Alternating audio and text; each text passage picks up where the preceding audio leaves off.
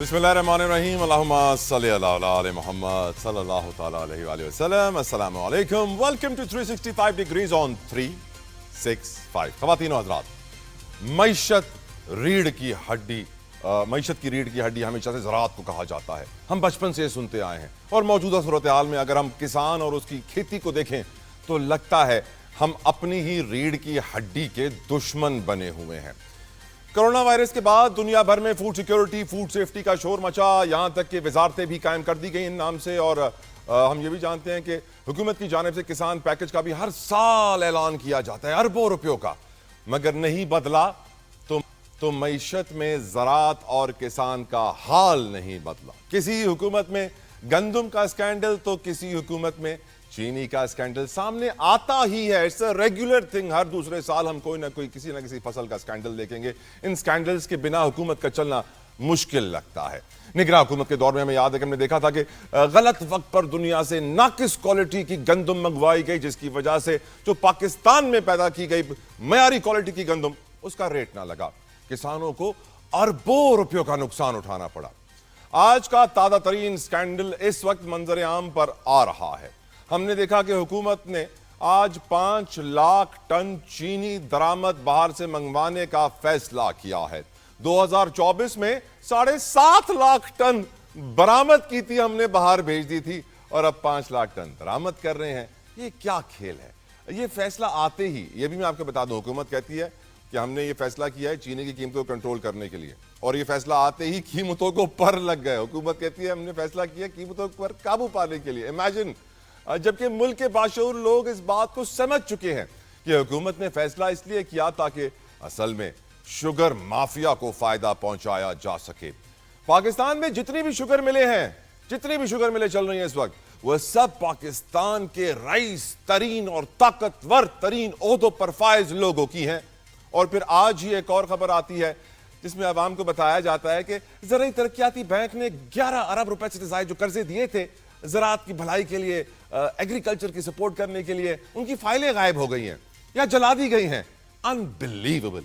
यानी ज़राअत की तरक्की के लिए दिए जाने वाले कर्जों में इस बड़े लेवल के घपले सामने आ रहे हैं। वाज़ेह हो जाता है कि एक सोची समझी मंसूबा बंदी के तहत ज़राअत को तबाह करने के लिए साजिश की जा रही है ताकि पाकिस्तान माशी तौर पर अपने पैरों पर खड़ा ना हो सके। यह वो तरीक़ाकार है जिसके तहत दुनिया के सुपर पावर्स छोटे मुल्कों को अपना गुलाम बनाए रखते हैं, उनको कर्जों में दबाए रखते हैं, जिसका जिक्र 2004 में जॉन पर्किंस ने अपनी किताब confessions of an economic hitman में किया था। इसलिए हम पहले अपनी फसल बाहर भेजते हैं और फिर महंगे दामों पर वही फसल मंगवाते हैं। यह सिलसिला हर पाकिस्तानी के लिए वाज़ेह हो चुका है। रईस को रईस तर किया जा रहा है, गरीब को गरीब तर करने के लिए सब कुछ किया जा रहा है। अनबिलीवेबल। प्रोग्राम में डिस्कस करेंगे। बात करें पॉलिटिकल सिचुएशन की तो इमरान खान बानी पीटीआई ने एट लास्ट एक और एहतजाजी तहरीक का ऐलान कर दिया है और तारीख भी दे दी गई है।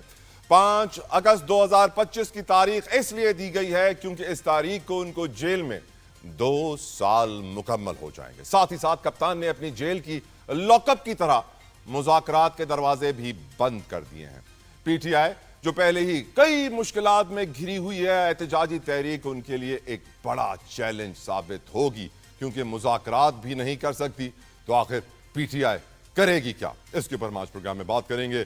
और ये भी हम आज प्रोग्राम में डिस्कस करना चाहता हूं कि पाकिस्तान के सबसे बड़े शहर कराची की, जहां जमीनों की खरीदो फरोख्त में और फिर उन जमीनों पर तामीरात की कागजी कार्रवाई में अरबों नहीं खरबों कमाए जा रहे हैं। वो कहते हैं ना, अजब करप्शन की गजब कहानी। यहां ये जुमला बिल्कुल फिट होता है। सिंध बिल्डिंग कंट्रोल अथॉरिटी को पाकिस्तान का करप्ट तरीन इदारा कहा जाए तो गलत ना होगा। जितना ये कमाते हैं उतना कोई नहीं कमा सकता। चपड़ासी से लेकर अफसर तक सब के सब माला माल करोड़पति लोग। कराची में तमाम तामीरात SPCA की निगरानी में की जाती हैं, जिसका कोई डिजिटल रिकॉर्ड मौजूद नहीं, कोई कंप्यूटराइज रिकॉर्ड मौजूद नहीं। प्लान मंजूर कराए बगैर रिश्वत के जरिए काम हो जाता है। गौर से सुनिएगा, ये नंबर गौर से सुनिएगा। पिछले 4 सालों में 1 लाख से जायद बनने वाली इमारतों के 2000 से भी कम कंप्लीशन प्लान मंजूर हुए हैं। यानी 98,000 या 98% इमारतों के कंप्लीशन प्लान मंजूर ही नहीं हुए और इमारतें बन गई हैं, लोग वहां रह रहे हैं, काम शुरू हो गया है। अनबिलीवेबल। ये मेट्रोपोलिस है कराची का, पाकिस्तान का फाइनेंशियल हब कराची है, लेकिन सैडली वो प्लानिंग नजर नहीं आती, वो स्ट्रेटजी नजर नहीं आती जिसके तहत इस शहर को हम तरक्की याफ्ता शहर बनाकर पाकिस्तान की मईशत को मजबूत और मुस्तहकम कर सकें। गुफ्तगू का आगाज करेंगे। विदाउट एनी फर्दर डिले अपने मेहमानों का तारुफ करवाना चाहूंगा। मेरे साथ मौजूद हैं इस वक्त सेंटर शादत आवान साहब, किसी तारुफ के मोहताज नहीं है, पाकिस्तान को रिप्रेजेंट कर रहे हैं, इस्लामाबाद स्टूडियोज में जॉइन किया है। सेंटर साहब, आवान साहब, thank you so very much for your precious time. I am really honoured to have you on the show. Senator साहब, my first question to you is, हम क्यों अपनी ज़राअत के दुश्मन बने हुए हैं आपकी नज़र में? हम क्यों एक फसल को पहले बाहर भेजते हैं, एक्सपोर्ट करते हैं, फिर हम इंपोर्ट करते हैं? क्या वजह होती है कि हर हुकूमत में कोई ना कोई ऐसा स्कैंडल सामने आता है, इन योर ओपिनियन? शादत आवान साहब। लेकिन जतोई साहब, आपने बजा तौर पे कहा है कि हम जो है एक ज़रूरी मुल्क हैं, और मैं समझता हूँ कि ज़राअत जो है हमारे मुल्क के तकरीबन 47% जो लोग हैं उनको रोज़गार भी मुहैया करती है, और मैं समझता हूँ हमारी जीडीपी में, हमारी इनकम में सबसे बड़ा जो वसीला है वो ज़राअत का ही है। बिल्कुल आपका ये कहना बजा है कि अगर हम अपने किसान की तरफ तवज्जो नहीं देंगे तो इसका मतलब ये है कि हम अपनी मईशत पर तवज्जो नहीं दे रहे। तो मेरी गुजारिश ये होगी कि आपने दो बातें की हैं। एक तरफ यकीनी तौर पे आप ये कहते हैं कि जितने भी बाअसर लोग हैं वो साहिब हैसियत लोग हैं, पार्लिमान में जितने लोग हैं तकरीबन मैं समझता हूँ वो बड़े बड़े ज़मींदार वही लोग हैं जो कि पार्लियामेंट में हैं, और उसके अलावा पाकिस्तान का मैं समझता हूँ अमूमन अक्सरियत जो हम कहते हैं कि तकरीबन आलमोस्ट 50% लोग ज़राअत से मुतल्लिक़ हैं। तो इसका मतलब है कि हर एक के पास 10 एकड़ 5 एकड़ कुछ ना कुछ ज़मीन होगी। आपको ये भी मालूम होगा कि जब पाकिस्तान में लोग माइग्रेट करके आए थे तो इन लोगों को भी क्लेम में बहुत सी ज़मीनें दी गई हैं। पंजाब में ख़ासकर आप देखें, ये हम कहते हैं ना कि ये चक नंबर जो है, MB नंबर है, वो मुहाजिर ब्रांच जो है हर घर को एक एक लाट तकरीबन मैं समझता हूँ क्लेम में। और कई लोग तो ऐसे हैं कि अगर आप देखें नवाबों के जो ख़ानदान हैं उनको यहाँ हज़ारों एकड़, नवाब रौनक अली ख़ान को अगर आप देखें 1973 में तो 5-10 हज़ार एकड़ ज़मीनें उनको अलाट हुई थी। बाकी अब उसके बाद ये आ जाएं कि हमने किसान के लिए किया क्या। तो सबसे पहली बात तो ओवरऑल आप एक तरफ क्यों देखते हैं किसान की तरफ, आप इंडस्ट्रियलिस्ट की तरफ देखें कि इंडस्ट्री के लिए हमने पाकिस्तान में क्या किया है, एजुकेशन में हमने पाकिस्तान के लिए क्या किया है, हेल्थ में हमने पाकिस्तान के लिए क्या किया। तो बेहतर ये होगा कि हम बजाय अपना ये रोना रोएं कि कुछ नहीं किया, हम वो तजावीज़ दें कि जहाँ पे हम इन चीज़ों में बेहतरी ला सकें। तो उसके लिए सबसे पहली बात तो मैं ये कहूँ कि आज फसल जो भी आदमी करता है उसका सबसे बड़ा इश्यू जो है वो पानी का है। पानी की तरफ अगर हम आप चले जाते हैं तो इंडस वाटर ट्रीटी जो है उसकी तरफ आपको देखना पड़ेगा कि आने वाले वक्त में पाकिस्तान के किसान के लिए जो सबसे बड़ा मसला होगा वो पानी का होगा। इस वक्त भी आप देख लें कि मौजूदा जो किसान है वो पानी ना होने की वजह से या कम होने की वजह से अपनी चावल की फसल प्रॉपर या कर नहीं सका या टाइम के ऊपर जो है वो नहीं कर सका। ये तो अल्लाह का करम है कि कुछ बारिशें हो गई और कुछ किसान जो है उसकी अश्क जो है वो पोशी हो गई है। अब उसके बाद आप चलें कि आगे जो है कि किसान जो है वो ज़माना गया कि वो जब आपने जो किसान आपने हल जो है बैल के ज़रिए से खेती बाड़ी करता था, अब तो आप मशीनरी की बात है कि आप जो है वह हल भी चलाते हैं ट्रैक्टर के ज़रिए से, आप फसल काटते भी हैं तो मशीन के ज़रिए से, अगर आप उसको जो है उसको फसल जो है उसको क्रशिंग भी करते हैं तो थ्रेशर की वजह से। तो उसके बीच में जो सिलसिला चल पड़ा है, पहले ये था लाइव स्टॉक हुआ करता था, एक जगह ज़मींदार बांधता था, वो खाद का सिलसिला बनता था, वहाँ से चलता था अगली जगह जाता था, खाद का सिलसिला बनता था। लेकिन अब आसान हो गया, फर्टिलाइज़र ख़रीद कर आपको यूज़ करनी पड़ती है। तो ज़मींदार के लिए तो बेसिक आप देखें कि जहाँ पे एनर्जी जो है पेट्रोल डीजल की कीमतें जो ज़्यादा हो जाने की वजह से किसान जो है अपनी फसल के लिए, उसकी काश्त के लिए, उसको हल चलाने के लिए उसको ख़र्च अखराजात कहाँ पहुँच गए। अगर फर्टिलाइज़र की तरफ जाता है वो आप देख लें कि ख़र्च अखराजात जो हैं वो जतोई साहब वो आगे, आप खुद बहुत बड़े ज़मींदार हैं, आप समझते हैं कि वो कहाँ पे चला गया। सर तो मैं ये कहता हूँ कि ये बिल्कुल एक आपका कहना बजाय, लेकिन जहाँ तक मसला है हुकूमत क्या करे, हुकूमत तो काश्तकार के लिए अच्छी पॉलिसी बनानी चाहिए। उनके लिए आपने खुद कहा कि कर्जाजात ज़मींदार, छोटे ज़मींदार जो हैं उनको कर्जे दिए गए, लेकिन अगर उन कर्ज़ों की वसूली के लिए अगर कोई निज़ाम सिस्टम सही नहीं है तो भाई खाली एग्रीकल्चर बैंक तो नहीं है, उसके ऊपर बहुत से अदारे पड़े हुए हैं, नैब रैब आपने बना दिए हैं। तो मैं कहता हूँ पहले तो ये हुआ था कि एनजीओ भी जाके कहीं शिकायत कर देते थे, इन चीज़ों को हाईलाइट क्यों नहीं किया जाता। मैं तो ये कहूँगा कि बिल्कुल आप पाकिस्तान में किसान इत्तेहाद जो है वो आपने किसान भाइयों के लिए वो एक एफर्ट करनी चाहिए, और ये रीढ़ की हड्डी है, इस तरफ हमें यकीनी तौर पर तवज्जो देनी चाहिए। आवान साहब, अब दूसरे मेहमानों आखिर को में आप शामिल आगे गुफ्तगू करूं। आवान साहब, with your permission I want to bring in all the other guest as well. Arshad Vohra साहब को वेलकम करना चाहूँगा from MQM Pakistan. Thank you Vohra साहब, अस्सलाम वालेकुम, आपके वक्त के लिए शुक्रिया। अमजद नियाजी साहब, बहुत बहुत शुक्रिया सर आपके वक्त के लिए, जज़ाकल्लाह खैर। वोरा साहब, ये हम अपनी एग्रीकल्चर के दुश्मन क्यों हैं? हमने पिछले सालों में वीट स्कैंडल देखा, जहां हमने 35,90,000 टन गंदम इंपोर्ट की है, जिससे 300 अरब रुपए से जायद का नुकसान हुआ है। ये मैं नहीं कहता, ये ऑडिटर जनरल पाकिस्तान की रिपोर्ट कहती है।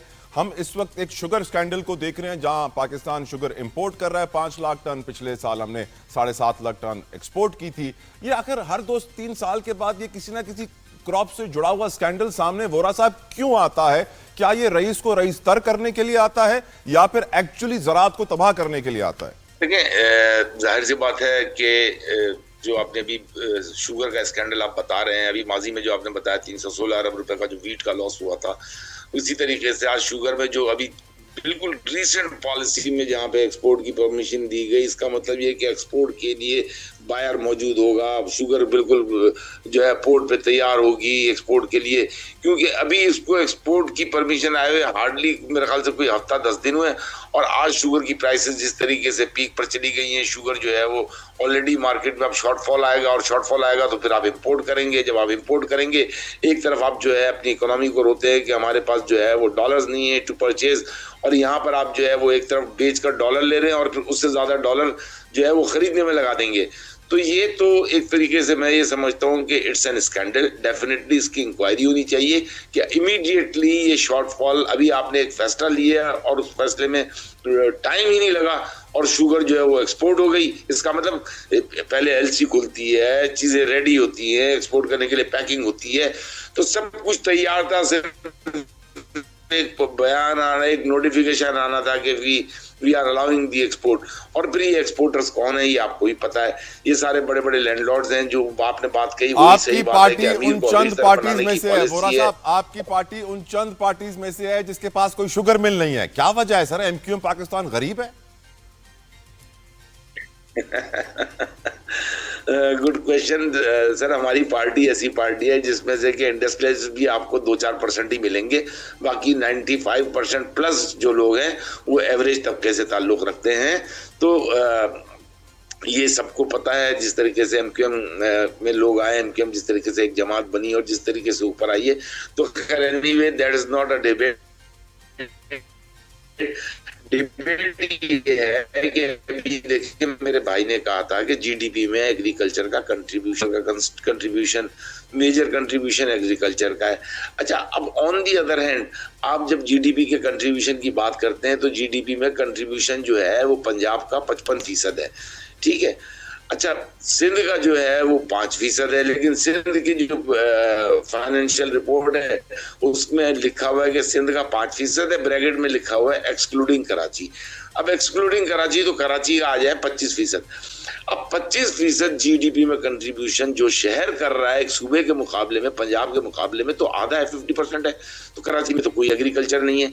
तो कराची का कंट्रीब्यूशन को खुदारा कोई तो रियलाइज करे कि कराची कहाँ कहाँ कंट्रीब्यूट करता है। जब हम एक्सपोर्ट की बात करते हैं 54% एक्सपोर्ट पूरा पाकिस्तान एक तरफ और कराची एक तरफ, 54% एक्सपोर्ट कराची कर रहा है। जब हम जीडीपी की बात करते हैं तो 25% जो है वो कराची है, 55% पंजाब है, 5% सिंध है, 15% बलूचिस्तान और केपी के। तो उसके बाद फिर आप जब बात करते हैं टैक्सेशन की, जिस बजट की बुक को आप लेके बैठे हैं और जिस पे आप बात करते हैं, उसमें 67% कंट्रीब्यूशन कराची का है। जब कराची का नाम पीएसडीपी में देखते हैं तो 2%, 1.97% कराची को मुख्तस किया जाता है। तो ये चीजें जो है ना ताला, आपको पता है कि अरशद साहब, कराची में होने वाले जुल्म की तफसीलन गुफ्तगू होगी अगले पार्ट में। अगले पार्ट में कराची में होने वाले जुल्म की तफसीलन गुफ्तगू होगी। सिंध बिल्डिंग कंट्रोल अथॉरिटी का भी जिक्र करूंगा। विद योर परमिशन, मैं अमजद नियाजी साहब को इस राउंड में शामिल करना चाहता हूं। नियाजी साहब, हम पाकिस्तानी अपने किसान भाई के दुश्मन क्यों बने हुए हैं, ज़राअत के दुश्मन क्यों बने हुए हैं, क्यों हम पहले बाहर भेजते हैं फिर महंगी मंगवाते हैं? चीनी का स्कैंडल सामने है, what is the reason behind it? Amjad Khan Niazi साहब, इसमें बहुत सारे जतोई इसमें पहलू हैं। आप देखें कि जब एक्सपोर्ट की जाती है तो उस पर भी रिबेट मिलता है, फिर जब वापस आती है तो महंगी रेटों पे हम बेचते हैं। किसान से आप फसल जो है वो सस्ते रेटों पे लेते हैं, और जब डीलर को आप देते हैं तो महंगे रेटों पे देते हैं। हम दोनों हाथों से लूट रहे हैं। लूटने वालों को पता करें कि किनकी शुगर मिले हैं और किनकी नहीं है, ये भी आपको मालूम है। अब आपकी पहले थी अब नहीं है, आपकी पहले थी अब नहीं है। ओहो भाईजान, हमारी ना पहले थी ना अब है। अल्लाह का शुक्र, हम तो मिडिल क्लास से हैं। जिनकी है वो भुगत भी रहे हैं, लोगों को लूट भी रहे हैं, लोगों को खा भी रहे हैं, और फिर आज जो है वो सबसे बड़े हुक्मरान भी बने बैठे हैं। हमारी तो, हमने तो जो पैसा था वो बाहर से लेके पाकिस्तान में इन्वेस्ट किया, और आज हमारा लीडर जेल में बैठा है। इसी वजह से बैठा है ना कि वो माफिया से वो उसकी नहीं बनी। जो माफिया का हिस्सा है वो हमेशा डील भी करते हैं, डील भी लेते हैं, एनआरओ भी लेते हैं, और मजे भी करते हैं। हुकूमत में भी फॉर्म 47 की गवर्नमेंट बना लेते हैं।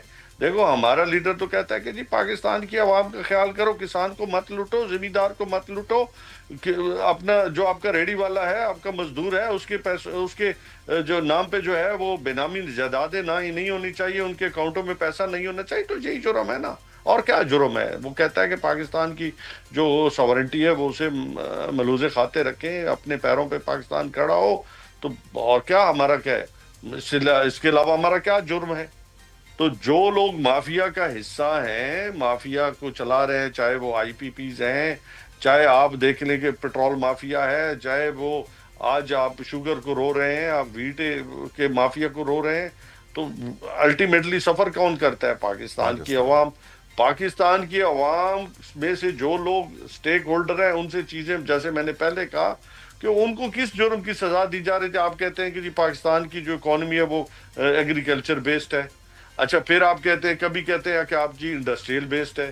तो इंडस्ट्री आपकी आज पूरी लार्ज मैन्युफैक्चरिंग इंडस्ट्री आपकी बैठ गई, टेक्सटाइल आपकी बैठ गई, अब मुझे इकोनॉमी आपकी बैठी है। अभी रिसेंटली एक साहब का जो थे वजीर खजाना थे, उन्होंने कहा जी कि आपके 2 करोड़ लोग जो है वो जॉबलेस हो गए हैं, और 12.5 करोड़ वर्ल्ड बैंक कह रहा है कि जी आपके 12.5 करोड़ लोग, 12 करोड़ लोग गुर्बत की सतह से नीचे चले गए हैं। बाबा, आप करना क्या चाहते हैं? देखो, पाकिस्तान के अब रोजाना ढोल पीटा जा रहा है। अच्छा, हर टॉयलेट पे भी आपकी तस्वीर है, टॉयलेट से बाहर भी आपकी तस्वीर है, मतलब क्या क्या तस्वीरों पे तस्वीरें लगाई जा रही। डिस्कशन को आगे बढ़ाएंगे। पैनल में मुझे ज्वाइन कर रहे हैं chairman Karachi wholesale grocers association है अब्दुल रऊफ इब्राहिम साहब। Thank you so very much Rauf साहब आपके वक्त के लिए, जज़ाकल्लाह खैर। रऊफ साहब, आप तो चीनी, चावल, दालों के बेताज बादशाह समझे जाते हैं, और बहुत सारे लोग ये भी कह रहे हैं कि आप कीमतों में इजाफा कर रहे हैं, आप शुगर माफिया हैं। आप बताइए, क्या वाकई आप कीमतों में आप इजाफा कर रहे हैं और इतने अरबों रुपए कमा रहे हैं? आपने बिल्कुल सही फरमाया, और मैं इसको मानता हूँ आपके सामने ही। लेकिन ये बताएं कि अरबों रुपए हम रखें कहाँ? पहली बात तो ये सवाल है। हमसे तो यही नहीं संभलते, लाख 2 लाख या करोड़ रुपए भी नहीं संभलते, तो हम अरबों रुपए कहाँ से रखें? लेकिन आपका जवाब हमने दे दिया। दूसरी बात कहें, बताएं।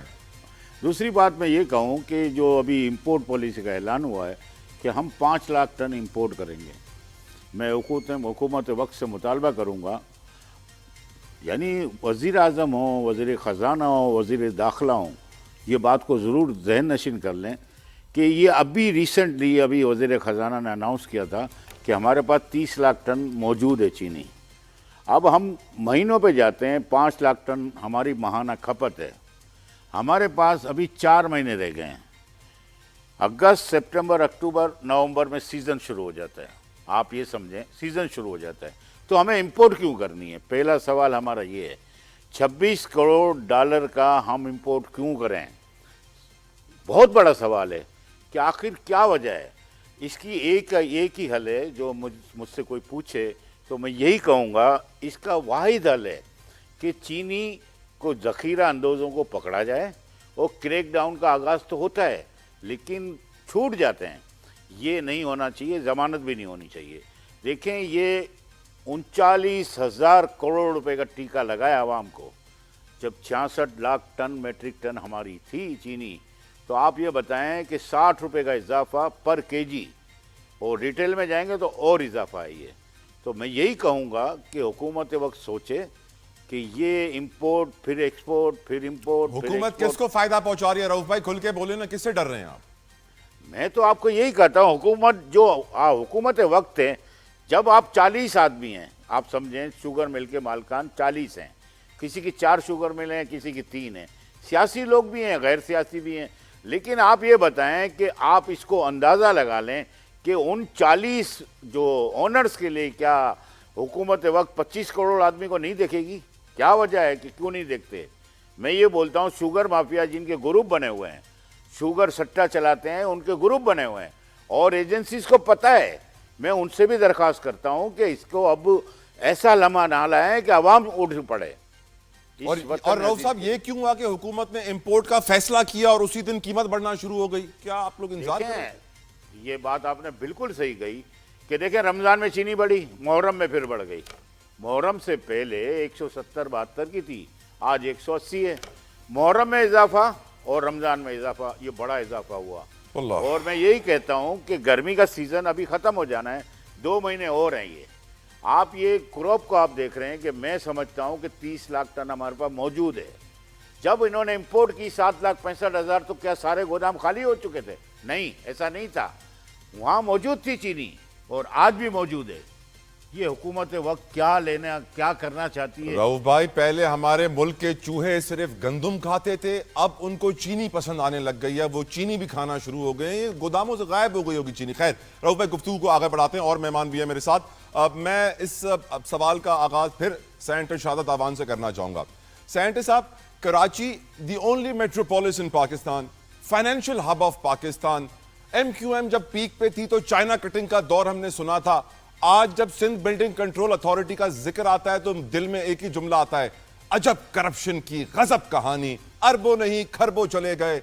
लेकिन सिस्टम तब उठता है जब एक 5 मंजिला इमारत लियारी में गिरती है, लोगों की जान जाती है, तब पीपल्स पार्टी उठकर सिंध बिल्डिंग कंट्रोल अथॉरिटी के ओहदेदारों को फारिग करती है, जो कि मेरे ख्याल से अगले साल दोबारा उन्हीं ओहदों पर आ जाएंगे। आपकी नजर में जो ये हेरा फेरी हो रही है जमीनों की खरीदो फरोख्त और कागजी कार्रवाई में, डू यू थिंक कि पीपल्स पार्टी को पहले इसका मालूम नहीं था, या वो पहले खामोश तमाशाई सिस्टम का हिस्सा बनी रही? सर जतोई साहब, सबसे पहले तो मैं डॉक्टर अरशद वोरा साहब जो बात कर रहे थे, चूँकि आपकी कॉल कट गई थी, वो मैं मुकम्मल करूं कि जो डॉक्टर साहब ने ये कहा, डॉक्टर साहब आपको पता है एक टेक्सटाइल के PhD डॉक्टर हैं, इंजीनियरिंग उनका बड़ा हाथ है, साइट को उन्होंने वहाँ उनके ओहदेदार रहे, हमारे डिप्टी मेयर माशाल्लाह अल्हम्दुलिल्लाह कराची के रहे, और एक इंतहाई शरीफ नफ्स शख्स हैं। लेकिन डॉक्टर साहब शायद ये बात भूल गए कि अगर वो देखें तो ज़राअत में हमारे माइग्रेटेड जो लोग हैं, जिनको हम अमूमन मुहाजिर के नाम से याद करते हैं, तो मैं समझता हूँ कि ज़राअत के शोबे से बहुत ज़्यादा वो लोग मुतल्लिक़ हैं।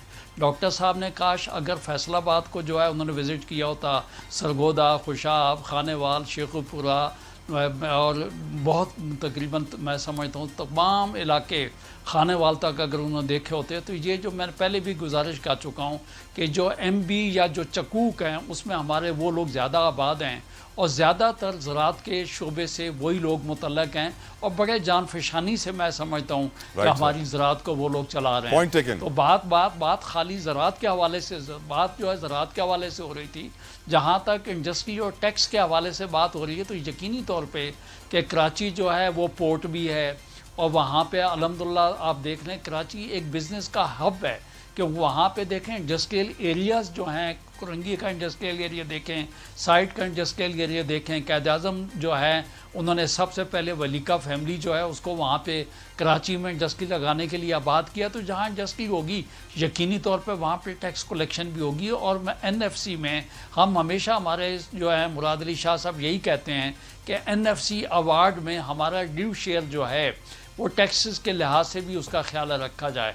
तो ये बिल्कुल वोरा साहब ने बिल्कुल बजा तौर पे कहा है। और जो है वो MNA Now let's come to my question, आवान साहब, please, और सेनेटर यकीनी साहब। तौर पे उनको मैं अब कहता हूँ। बाकी जहाँ तक आपने कराची की ज़मीनों की बात की, कराची एक इलाका है, सिंध जो है, सिंध में अगर आप 1947 से लेके आज तक देख लें, हर आने वाले को सिंध ने जो है सीने से लगाया है। और सिंध का एक बड़ा शहर कराची है, उसमें आप देख लें कि पूरे पाकिस्तान का कोई भी इलाका हो, या हमारी बाकी टेरिटरी हैं, कश्मीर हैं, गिलगित बिल्तिस्तान हैं, जहाँ के भी लोग हैं, रोज़ी रोज़गार के चक्कर में हमारे सिंध की तरफ वो रुख करते हैं और सिंध उनको सीने लगाता है। और यकीनी तौर पे आप देख लें कि पाकिस्तान की पॉपुलेशन का 8वां हिस्सा जो है सिंध का एक शहर जो है वो है कराची। इसलिए करप्शन होती है वहाँ पे। ये है कि जितना बड़ा शहर होगा, मैं गुजारिश सुन लीजिएगा, मैं आपको ये गुजारिश बताऊंगा। आप तो एक अल्फाज बिल्कुल बजा तौर पे आप कह रहे हैं कि करप्शन होती है। देखिए मेरी दोस्त, मेरा कहना ये नहीं है। सिंध गवर्नमेंट ने स्कीम 42 जो है अनाउंस की थी, आपको याद होगा, नया नाज़माबाद बसाया था। जो उसके अलावे में अगर आप देख लें, उसके बाद स्कीम 45 जो है इसलिए की गई थी कि जो डीरेगुलराइज इलाके हैं उनको जो है आबाद किया जा सके। क्योंकि पुराने ज़माने की आप देखें ना, लियारी पाकिस्तान का बहुत पुराना इलाका है, जहाँ के छोटी छोटी तंग गलियाँ थीं ताकि उनको स्कीम 45 की तरफ आबाद किया जाए, वहाँ पे प्लाट दिए गए। लेकिन ये बदकिस्मती समझ लें कि लोग वहाँ पे ली हुई जगह बेच के वापस इस इलाके में आ रहे हैं। बिल्कुल यकीनी तौर पे बजा तौर पे आप ये समझते हैं कि ये तकलीफ नहीं होनी चाहिए थे। Your views on Sindh Building Control Authority, आवान साहब, आपकी नज़र में SBCA अच्छा काम कर रहा है सर? उसी के लिए मैं ये कह रहा हूँ, देखें, मैं ओवरऑल, अगर मैंने आपको ये कहा, ओवरऑल अगर आप देखें कि अगर पाकिस्तान की आबादी का 8वें हिस्से को वो कंट्रोल कर रहा है, तो मैं समझता हूँ ओवरऑल तो मैं कहूँगा ज़्यादा काम कर रहा है। जहाँ तक आपने कंप्लीशन की बात की, भाई बिल्डिंग कंप्लीट एक दिन में तो नहीं होती है। बिल्डिंग 2-2 साल भी लेती है, 3-3 साल भी लेती है। कई बिल्डिंग प्रोजेक्ट ऐसे हैं जो 4-4, 5-5 साल लेते हैं, तो उसके बाद ही कंप्लीशन होगी। 98% कंप्लीशन के सर्टिफिकेट नहीं है, 98%। लेकिन गुजारे तो बिल्कुल, अगर आपने बजा तौर पे कहा, इस तरफ तवज्जो देनी चाहिए। बिल्कुल मैं भी क्यों नहीं दी पीपल्स पार्टी ने आज तक? जो ये बात की है, ये मैं गुजारिश देखें, बात ये है कि खाली पीपल्स पार्टी को आप ना कहें, आप ये बोलें कि सिंध की गवर्नमेंट्स ने क्यों नहीं तवज्जो दी। अगर आप 25 साल से आप लोग ही हैं सर, जो है वो अभी नहीं 20-25 साल से नहीं, हम लगता है आपका भी मैथ कमजोर है, ऐसा नहीं है। लेकिन मेरा कहना ये देखें, ये बिल्कुल बजा तौर पर जतोई साहब आपका कहना बजा है, लेकिन मैं कहता हूँ कि ये अनफॉर्चुनेट इंसिडेंट नहीं होना चाहिए था। और उसकी तरफ अगर आप देखें कि चीफ मिनिस्टर को देखें, मिनिस्टर को देखें, लोकल गवर्नमेंट को देख लें, तमाम के तमाम आप वहाँ पे पहुँचे हैं और बरवक्त कार्रवाई भी की गई है। और आइंदा के लिए ये इंसिडेंट हमारे लिए एक आई ओपनर है। मेरी गुजारिश है, आप आई ओपनर है जतोई साहब, मैं कहता हूँ बजा तौर पे आपने इसकी तरफ तवज्जो दी है। अगर कोई कमी बेशी है तो मैं समझता हूँ उसको ओवरकम करना चाहिए। इस किस्म के हादसात नहीं होने चाहिए। और बिल्कुल ये बदनसीबी है कि इतनी 27 जानें जो हैं हमारी चली गई हैं, और यकीनी तौर पे जो लोग इसके जिम्मेदार हैं उनके खिलाफ चलें मुझे ब्रेक का कहा जा रहा है। सॉरी आवान साहब, scientist, I have to take a break. Break के बाद वापस आके अपने दूसरे पैनलिस्ट से मैं इसी से बात करूंगा कि खरबों रुपए की करप्शन, लेकिन हुकूमत का कहना है कि हमें अफसोस है किसी करप्ट अफसर को आज तक सजा ना हुई, सब अरबों लेकर बाहर चले गए। ये कंस्ट्रक्शन का मामला, ये बिल्डिंग रेवेन्यू LU डिपार्टमेंट का मामला कोई ढका छुपा नहीं है। हम सब जानते हैं किस लेवल की करप्शन इसमें होती है, लेकिन सब खामोश भी हैं, including people's party's government. Pakistan के सबसे बड़े शहर की जमीनों के डिपार्टमेंट के अंदर इतने बड़े पैमाने पे हेर फेर, यकीनन इंतहाई अफसोसनाक सूरत हाल। पीपल्स पार्टी ने एक्शन तो ले लिया है, but was it the right time and is it enough? गुफ्तगू अरशद वोरा साहब से करेंगे। वोरा साहब, आप कराची के डिप्टी मेयर भी रहे हैं, आप MQM पाकिस्तान से ताल्लुक रखते हैं। MQM MQM वो जमात है जिसके ऊपर चाइना कटिंग के बड़े इल्जामात लगते रहे। आप हमें बताइए कि रेवेन्यू डिपार्टमेंट हो, LU डिपार्टमेंट हो, SCBA हो, करप्शन का लेवल आपकी नजर में क्या है और क्यों अब पीपल्स पार्टी ने एक्शन लिया और पहले नहीं लिया? बिस्मिल्लाहिर्रहमानिर्रहीम। देखें, एक्शन मतलब शक्लें बदलने से सिस्टम तो नहीं बदलता ना। Correct. सिस्टम तो स्टिल एग्जिस्ट कर रहा है, और सिस्टम क्या मतलब पीपल्स पार्टी के इल्म में नहीं है कि सिस्टम है क्या। तो ये जो है ये सिर्फ इन अदर वर्ड्स आवाम की आंखों में धूल झोंकने वाली बात है। और दूसरे मैं अपना एक करेक्शन कर दूं, मेरा भाई शायद नाराज हो गए थे। मैंने कभी भी एग्रीकल्चर, मैंने तो कहता हूं कि एग्रीकल्चर जो है, बल्कि मैंने शायद अपने स्टेटमेंट में भी कहा था कि एग्रीकल्चर आपकी बेसिक इकोनॉमी है। लेकिन मैं कंपेयर कर रहा था कि 25% एक तरफ है, 75% मेरे सवाल पे वापस आइए, कौन कौन मुलविस है? देखें, इसमें जाहिर सी बात है कि इस गवर्नमेंट को चला कौन रहा है। इस गवर्नमेंट को सर, जब आपकी गवर्नमेंट बड़ी स्ट्रांग थी ना, तो गौरी साहब हुआ करते थे जिनकी बहुत सारी बिल्डिंग्स हुआ करती थी, अब वो बाहर चले गए हैं। देखिए, गौरी साहब के जमाने में मैं ऑन करता हूँ ना, गौरी साहब के जमाने में उन्होंने कमर्शियलाइजेशन की थी मेन रोड्स की। ठीक है, मेन रोड्स पर कमर्शियलाइजेशन हुई थी, उसमें से कोई बिल्डिंग गिरी तो नहीं ना आज तक। तो ये उससे कंपैरिजन करना, मैं एक छोटी सी बात करूंगा।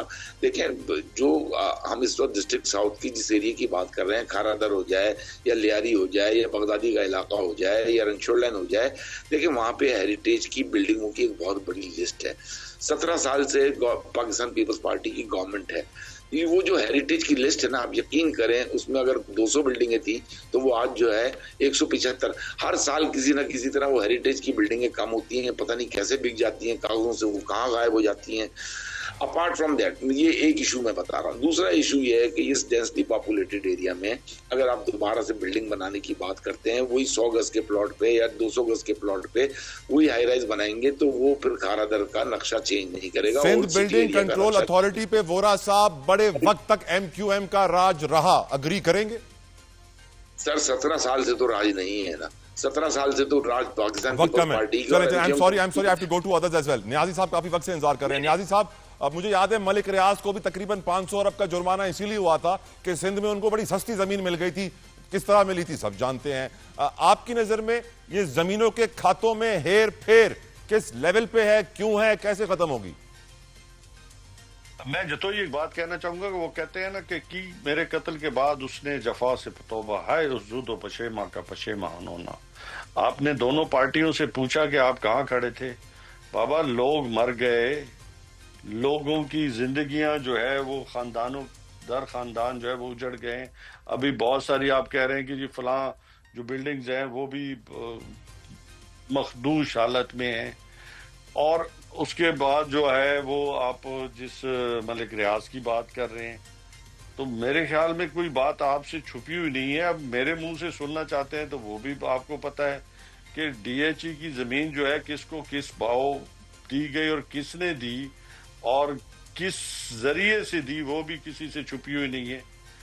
तो बात फिर वहीं पे आ जाती है कि बाबा, आपने पाकिस्तानी अवाम को क्या वो एक एक्सपेरिमेंटल जो इंस्ट्रूमेंट समझा हुआ है कि आपने हर चीज जो है इन पे एक्सपेरिमेंट्स करने हैं।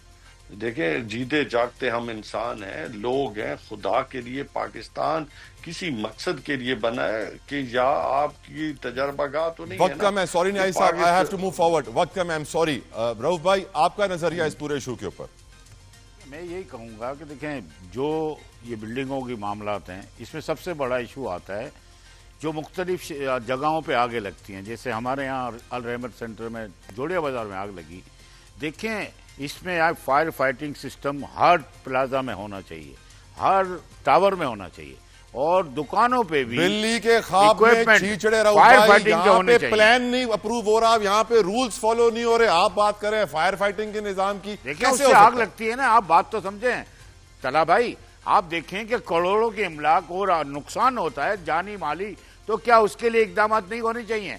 क्या हम सिंध 2 गवर्नमेंट या मंजिलों की मुर्तजाबाद इजाजत पे छोड़ लेके 15 मंजिलें बन रही हैं। इतना गैर कानूनी काम करने वाला कहां से कानूनी काम करेगा? थैंक यू अब्दुल रऊफ इब्राहिम साहब, थैंक यू अमजदुद्दीन नियाज़ी साहब, थैंक यू अरशद वोरा साहब।